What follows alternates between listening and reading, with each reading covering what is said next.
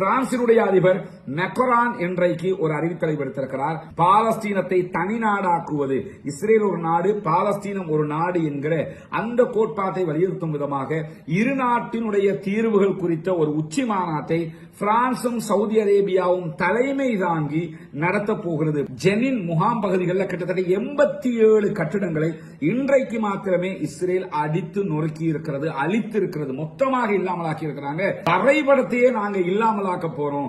அந்த வரைபடம் முழுவதுமாக இஸ்ரேல் என்கிற வரைபடத்துக்குள் வர வேண்டும். பார்டரை எகிப்து திறந்தே ஆக வேண்டும் அவர்களை காப்பாற்றுவதற்காக. அப்படி திறக்கிற போது இந்த மக்கள் எல்லாம் எகிப்துக்குள்ள போயிருவாங்க, காசா எங்களுக்குரியது என்று நாங்கள் அறிவிப்போம் என்பதுதான் அவர்களுடைய சூட்சுமமான திட்டமாக இருக்கிறது.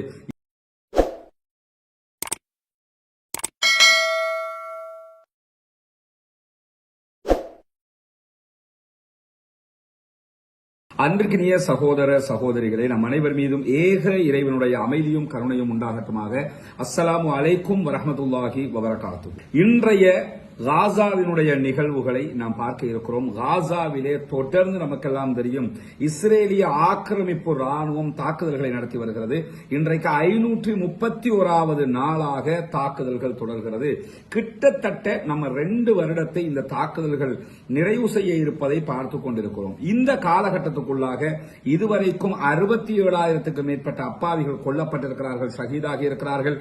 அதேபோன்று 1 லட்சத்துக்கு மேற்பட்ட சகோதரர்கள் படுகாயம் அடைந்திருக்கிறார்கள் என்கிற நிலையில இன்றைய தினம் மாத்திரம் வடக்கு அதேபோன்று தெற்கு காசா பகுதிகளில் இஸ்ரேலிய ஆக்கிரமிப்பு ராணுவம் நடத்தி இருக்கக்கூடிய தாக்குதல்களில் 110 சகோதரர்கள் அப்பாவிகள் கொல்லப்பட்டிருக்கிறார்கள், ஷஹீதாகி இருக்கிறார்கள் என்கிற செய்திகள் பதிவு செய்யப்பட்டிருக்கிறது. பாலஸ்தீன சுகாதார அமைச்சகம் வெளியிட்டிருக்கக்கூடிய செய்திகள்ல இஸ்ரேல் கடந்த செவ்வாய்க்கிழமை முதல் இன்றைய நாள் வரைக்கும் கிட்டத்தட்ட ஒரு 4 நாட்களுக்குள்ளாக 710 அப்பாவி பாலஸ்தீனர்களை கொன்று குவித்திருக்கிறது என்கிற செய்திகளோடு மாத்திரமல்லாமல் 1000க்கும் மேற்பட்டவர்கள் படுகாயம் அடைந்திருக்கிறார்கள்.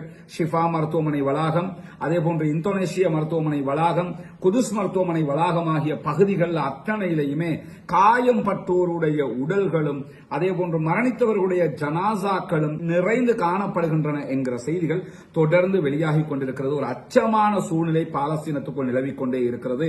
அடுத்த கட்டம் என்ன நடக்கும் என்கிற பல கேள்விகளும் இதிலே உருவாகி கொண்டிருக்கக்கூடிய நேரத்தில் தான் இஸ்ரேலுடைய பிரதமர் பெஞ்சமின் நெத்தன்யாகு இன்றைக்கு விடுத்திருக்கக்கூடிய அறிக்கையில கால வரையறையற்ற யுத்தம் தொடரும் என்கிற ஒரு செய்தியை அவர் கூறியிருக்கிறார். அவருடைய அறிவிப்பை தொடர்ந்து அவருடைய வீடு முற்றுகையிடப்பட்டிருக்கிறது இஸ்ரேலில் இருக்கக்கூடிய யூதர்களால். யூதர்கள் பல இடங்களிலும் இஸ்ரேலிய பிரதமர் பெஞ்சமின் நெத்தன்யாகுக்கும் அவருடைய அரசாங்கத்துக்கு எதிராகவும் ஆர்ப்பாட்டங்கள் போராட்டங்களை நடத்திய வண்ணம் இருக்கிறார்கள். அதற்கான காரணம் என்னன்னா, இந்த யுத்தத்தினால் தங்களுடைய உறவுகளை மீட்டுக் கொண்டு வர முடியாது. காசாவில் இருக்கக்கூடிய பணைய கைதிகளாக இருக்கிற இஸ்ரேலியர்கள் செத்து மடிவதற்கான வாய்ப்புகள் இருக்கிறது. அது மட்டுமல்லாமல் தொடர்ந்து நடைபெறக்கூடிய இந்த யுத்தத்தினால் எப்படியாவது தன்னுடைய ஆட்சியை தக்க வைத்துக் கொள்வதற்கு பெஞ்சமின் நெத்தன்யாகு முனைகிறாரே தவிர வேறு விதமான எந்த ஒரு லாபமும் இஸ்ரேலுக்கு கிடையாது என்பதுதான் அவர்களுடைய மிகப்பெரிய கோரிக்கையாக இருக்கிறது ஆர்ப்பாட்டத்தின் போது. அது மட்டுமல்லாமல் இஸ்ரேலுடைய முன்னாள் நிதி அமைச்சர் பகிரங்கமாக பெஞ்சமின் நெத்தன்யாகுவினுடைய அரசாங்கத்தை கவிழ்ப்பதற்கும் பெஞ்சமின் நெத்தன்யாகுவினுடைய வீட்டை மொத்தமாக முற்றுகையிடுவதற்கும் அத்தனை பேரும் தலைநகருக்கு திரளுங்கள் என்கிற அறிவிப்பையும் விடுத்திருக்கிறார். தற்போது ஒரு பரபரப்பான சூழல் டெல் அவிவை தொடர்ந்து இஸ்ரேலுடைய பல நகரங்களில் உருவாகி இருக்கிறது. ஏன்னா அடுத்ததாக யமன்ல இருக்கக்கூடிய ஹூதிகள் களத்திற்கு வந்திருக்கிறார்கள், அதே போன்று ஹெஸ்புல்லாக்கள் களத்திற்கு வந்தார்கள் என்று சொன்னால் மீண்டும் நிம்மதியற்ற ஒரு சூழல் உருவாகும் என்பதிலே அவர்கள் மிகவும் கவனமாக இருக்கிறார்கள். அதனால் தான் யுத்தம் நடத்தக்கூடாது என்று சொல்லி அவர்கள் ஆர்ப்பாட்டம் நடத்தி கொண்டிருக்கிறார்கள் என்கிற செய்திகள் இன்றைக்கு வெளியாக இருக்கக்கூடிய நேரத்தில் தான் வெஸ்ட் பேங்க் மேற்கு கரை என்று சொல்லக்கூடிய பகுதிகளில் ஜெனின் முகாம் பகுதிகளில் கிட்டத்தட்ட 87 கட்டிடங்களை இன்றைக்கு மாத்திரமே இஸ்ரேல் அடித்து நொறுக்கி இருக்கிறது, அழித்து இருக்கிறது, மொத்தமாக இல்லாமலாக்கி இருக்கிறாங்க. அதுக்கு அவங்க என்ன காரணம் சொல்றாங்கன்னா, அந்த வெஸ்ட் பேங்க்ல ஜெனின் பகுதிகளில் இருக்கக்கூடிய மேப்பை வரைபடத்தையே நாங்க இல்லாமலாக்க போறோம். அந்த வரைபடம் முழுவதுமாக இஸ்ரேல் என்கிற வரைபடம் பாலைவனத்துக்குள் வர வேண்டும் என்றுதான் நாங்கள் தாக்குதல் நடத்துகிறோம் என்று சொல்லி அவர்கள் சொல்லக்கூடிய காட்சிகளும் வீம்புத்தனமான பேச்சுகளும் கூட இன்றைக்கு வெளியாகி இருக்கக்கூடிய நேரத்தில் தான் வடக்கு காசா, நார்த் காசா பகுதிகளில் மீண்டும் இஸ்ரேலிய ஆக்கிரமிப்பு ராணுவம் உடனடியான தரைவழி தாக்குதல்களை ஆரம்பித்திருக்கிறார்கள். வடக்கு காசா பகுதிகளில் இருக்கக்கூடிய மக்கள் தாங்கள் வெளியேற முடியாது என்று நிற்கிறார்கள். அந்த மக்கள் மீது தாக்குதல்களை நடத்துவோம் என்று சொல்லி மீண்டும் மீண்டும் எச்சரிக்கைகளை சொல்லிக் கொண்டிருக்கிறது இஸ்ரேலிய ஆக்கிரமிப்பு ராணுவம். இதுல இருந்து ஒன்னு மட்டும் தெரியுதுங்க. முதலாவது என்ன முயற்சி பண்ணாங்கன்னு சொன்னா, டொனால்ட் ட்ரம்ப் ஆட்சிக்கு வந்ததோட காசாவில் இருக்கிற மக்களை ஜோர்தானுக்கோ அல்லது எகிப்துக்கோ வெளியேற்றிட்டு முழு காசாவையும் கைப்பற்றிக்கலாம் நினைச்சாங்க. அதற்கு அரபு நாடுகள் ஒப்புக்கொள்ளவும் இல்லை, ஜோர்தான் ஒப்புக்கொள்ளவும் இல்லை, எகிப்து ஒப்புக்கொள்ளவும் இல்லை, யூரோப் கண்ட்ரிஸ் ஒப்புக்கொள்ளவும் இல்லை. அதற்கு பிறகு இந்த மக்களை சோமாலியாவுக்கு அல்லது சோமாலி லேண்டுக்கு கொண்டு போய் விடலாம் என்று சொல்லி நினைத்தார்கள். அதையும் அவர்களால் செய்ய முடியாது போன நேரத்தில் தான் இப்ப என்ன முடிவெடுத்திருக்கிறாங்கன்னா, எப்படியாவது இந்த மக்கள் மீது தாக்குதலை நடத்தி இவர்களை வெளியேற்ற வேண்டும். அவர்கள் தாக்குதல் தாங்க முடியாமல் ஒருபுறம் வடக்கில் இருந்து விரட்டப்பட்ட தெற்கு நோக்கி போவாங்க. தெற்கிலையும் விரட்டப்படுகிற போது ரஃபா பார்டர் வரைக்கும் வருவாங்க. பார்டரை எகிப்து திறந்தே ஆக வேண்டும் அவர்களை காப்பாற்றுவதற்காக. அப்படி திறக்கிற போது இந்த மக்கள் எல்லாம் எகிப்துக்குள்ள போயிருவாங்க. காசா எங்களுக்குரியது என்று நாங்கள் அறிவிப்போம் என்பதுதான் அவர்களுடைய சூட்சுமமான திட்டமாக இருக்கிறது. இதற்கு எதிராக எங்களுடைய போராட்டம் உச்சமாக தொடரும் என்று சொல்லி இன்றைக்கு பாலஸ்தீன விடுதலை அமைப்பு அறிவித்திருக்கக்கூடிய நேரத்தில் தான் பைத்துலாகியா என்கிற வடக்கு நகரத்தினுடைய பகுதிகளில் இருந்து அவங்க தற்போது தரைவழி தாக்குதல்களை ஆரம்பித்திருக்கிறார்கள் என்கிற செய்திகள் வெளியாகி இருக்கக்கூடிய நேரத்தில் பிரான்சினுடைய அதிபர் மெக்ரான் இன்றைக்கு ஒரு அறிவித்தலை விடுத்திருக்கிறார். பாலஸ்தீனத்தை தனி நாடாக்குவது, இஸ்ரேல் ஒரு நாடு பாலஸ்தீனம் ஒரு நாடு என்கிற அந்த கோட்பாட்டை வலியுறுத்தும் விதமாக இரு நாட்டினுடைய தீர்வுகள் குறித்த ஒரு உச்சி மாநாட்டை பிரான்சும் சவுதி அரேபியாவும் தலைமை தாங்கி நடத்த போகிறது. பல நாடுகளை ஒன்றிணைத்து இந்த ரெண்டு நாடும் சேர்ந்து தலைமை தாங்கி நடத்த போகிறது என்று அறிவித்திருக்கக்கூடிய பிரான்சினுடைய அதிபர் மக்ரான் அவங்க என்ன சொல்றாங்கன்னா, இஸ்ரேலுடைய தாக்குதல்கள் மீண்டும் தொடர்வதை ஒருபோதும் ஏற்றுக்கொள்ள முடியாது. இஸ்ரேல் மீண்டும் பாலஸ்தீனம் மீது படையெடுக்க கூடாது. நடந்தது நடந்து முடிந்து விட்டதாக இருக்க வேண்டும். அதே போன்று பணைய கைதிகள் அத்தனை பேரும் மீண்டும் விடுதலை செய்யப்பட வேண்டும் என்கிற கோரிக்கையை வலியுறுத்தி இருக்கிறார். அரபு நாடுகளோடு இணைந்த பல நாடுகளும், யூரோப்போடு இணைந்திருக்கக்கூடிய பல நாடுகளும், சவுதி அரேபியாவும் பிரான்சும் இணைந்து நடத்தக்கூடிய இந்த மாநாட்டில் பங்கெடுப்பதற்கு தயாராகி கொண்டிருக்கிறார்கள் என்கிற செய்திகளுக்கு மத்தியில தான் இன்றைக்கு சரமாரியான எதிர்வினை தாக்குதல்கள் பாலஸ்தீன விடுதலை அமைப்பின் சார்பாக இஸ்ரேல் மீது நடத்தப்பட்டிருக்கிறது. மீண்டும் யுத்தத்தை ஆரம்பித்திருக்கிறது பாலஸ்தீன விடுதலை அமைப்பு. 2 நாட்கள் பொறுத்து பார்த்தார்கள். 700க்கும் மேற்பட்டவர்கள் கொல்லப்பட்டிருக்கக்கூடிய நேரத்தில், ஷஹீதாகி இருக்கக்கூடிய நேரத்தில் தான் இதற்கு மேலும் பொறுக்க முடியாது என்று இஸ்ரேல் மீது தங்களுடைய ஏவுகணை தாக்குதல்களையும் ராக்கெட் தாக்குதல்களையும் பாலஸ்தீன விடுதலை அமைப்பு ஆரம்பித்திருக்கிறது. அதற்கு முன்பதாக இன்றைக்கு இஸ்ரேலுடைய பென்குரியன் விமான நிலையத்தை நோக்கி யமன்ல இருக்கக்கூடிய ஹூதிகள் கிட்டத்தட்ட 2020 கிலோமீட்டர்களுக்கு அப்பால் சென்று தாக்கக்கூடிய பாலஸ்டைன் 2 ஹைப்பர்சோனிக் பாலிஸ்டிக் ஏவுகணை தாக்குதல்களை நடத்தி இருக்கிறார்கள்.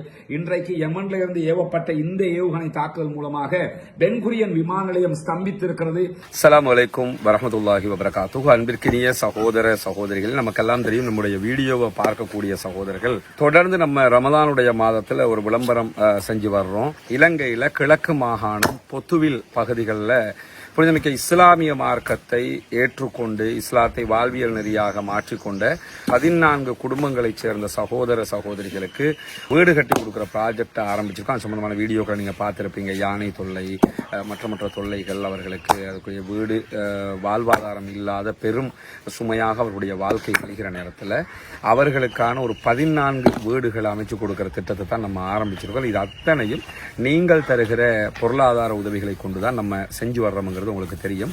அதனுடைய முதல் கட்டமாக நீங்கள் தந்திருக்கக்கூடிய பொருளாதாரங்களை கொண்டு தற்போது ஒரு பகுதியில் வேலைகளை ஆரம்பிச்சிருக்கிற முதல் கட்டமாக இந்த வேலைகள் தொடர வேண்டும். அதே போன்று அடுத்திருக்கக்கூடிய மீதி உள்ள வீடுகளை எல்லாம் கட்டி முடிக்க வேண்டும். எல்லாவற்றுக்கும் நீங்கள் தான் உதவ வேண்டும் என்றுதான் உங்களிடத்திலே நாங்கள் வேண்டிக் கொள்கிறோம். புனிதமிக்க ரமலானுடைய மாதத்தில் உங்களுடைய ஜகாத் நிதிகளை இந்த மக்களுக்காக தந்துதவ வேண்டும் என்பதுதான் நம்முடைய கோரிக்கை.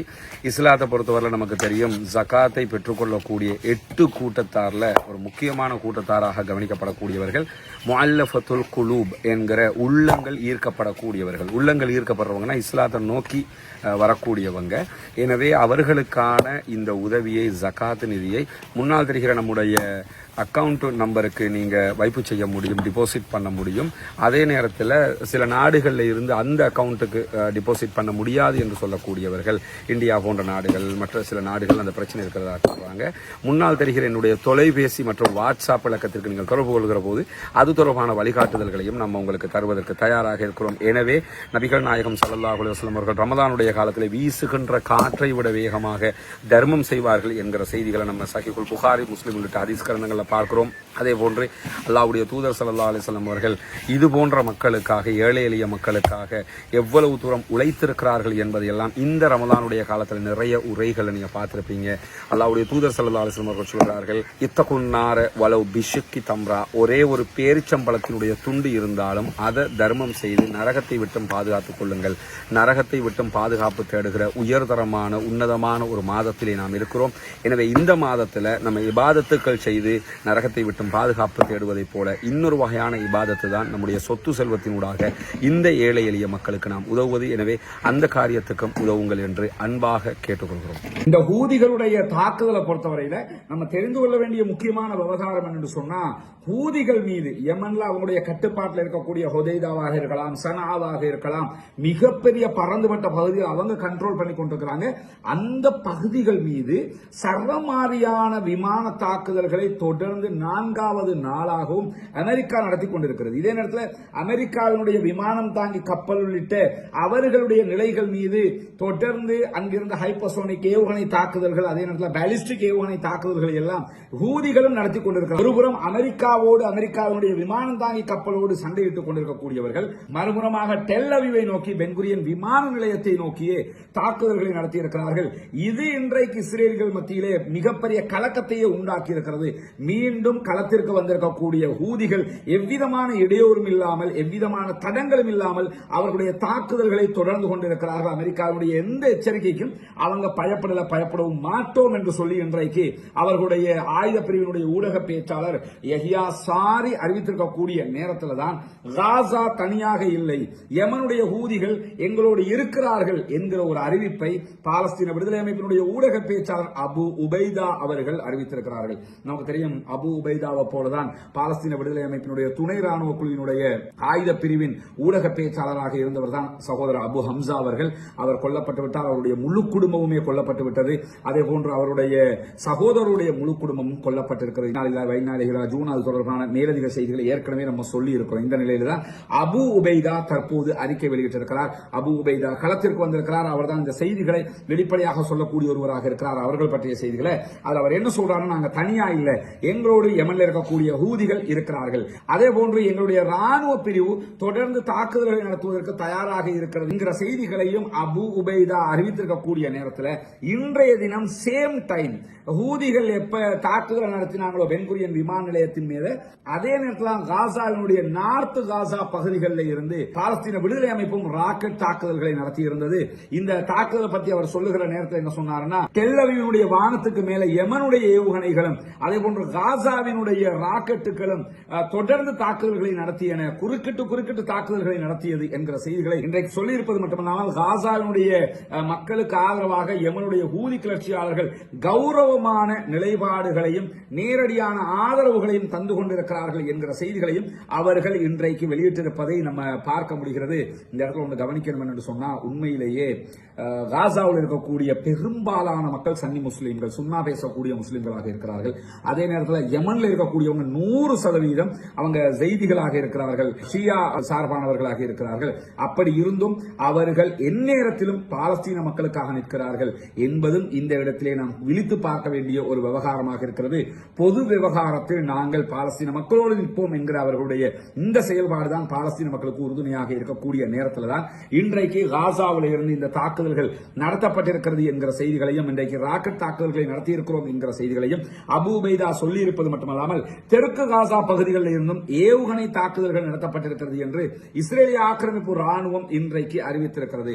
தெற்கு காசாவில் இருந்து இஸ்ரேலிய எல்லைகளுக்குள்ளாக ஏவுகணை தாக்குதல்கள் நடத்தப்பட்டதாகவும் ஒரு ஏவுகணையை அவர்கள் தடுத்து நிறுத்தி இருப்பதாக சொல்லியிருக்கிறார்கள். ஆனால் அதிகமான ஏவுகணை தாக்குதல்களை தாங்கள் நடத்தி இருப்பதாக பாலஸ்தீன விடுதலை அமைப்பு அறிவித்திருக்கிறது. எனவே பாலஸ்தீன விடுதலை அமைப்பினுடைய தாக்குதல்கள் பல நடத்தப்பட்டிருக்கிறது. ஒன்னே ஒன்னு தான் அவங்க தடுத்திருக்கிறாங்க என்று தெரியுது.